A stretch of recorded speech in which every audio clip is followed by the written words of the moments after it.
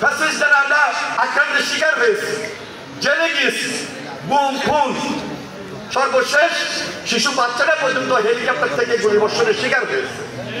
এরপরও 5 তারিখের আগে এবং 5 তারিখের পরে মানুষ চিন্তা করবে যে এখন থেকে আমরা যারা রাষ্ট্র পরিচালনা করতে চাই, আমরা যারা আস্থার জায়গা আছি, আমরা যারা বিশ্বাসের জায়গা আছি, আমরা যারা এই মঞ্চে আছি, সরকারি দল হোক আর নির্বাচনের মাধ্যমে বিরোধী দল হোক অথবা জাতীয় ঐক্যমত্য সরকারের মধ্য দিয়ে দেশ পরিচালনা করতে চাই 31 দফার মধ্য দিয়ে মাধ্যমে,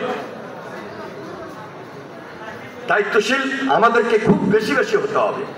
সেটা লক্ষ্মীপুরের প্রচার ক্ষেত্রে হোক, লক্ষ্মীপুরের যে কোনো ডেভেলপমেন্ট ওয়ার্কের ক্ষেত্রে হোক, লক্ষ্মীপুরের যে কোনো শিক্ষা প্রতিষ্ঠানের ক্ষেত্রে হোক, যেটা আমাদের আমির সাহেব বলেছেন এই দাবিগুলো লক্ষ্মীপুরের জন্য খুব বেশি লক্ষণীয়, খুব বেশি প্রয়োজন।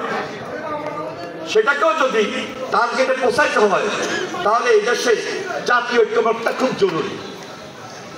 জাতীয় ঐক্যমত লক্ষ্মীপুরে যদি করতে পারি ইনশাআল্লাহ আমার দৃঢ় বিশ্বাস জাতীয়ভাবে করতে সক্ষম হব। কারণ আপনার পার্টিকে আপনি পরামর্শ দিবেন, আমার পার্টিকে আমি পরামর্শ দিব। সকল পরামর্শের জায়গা থেকে আমরা মনে করি জাতীয় ঐক্যমতটা খুব বেশি দৃঢ় হওয়া উচিত, যেটি বারবার তারেক রহমান তার বক্তব্যের মধ্য দিয়ে 31 দফার মাধ্যমে জাতীয় ঐক্যমতের কথা বলছেন।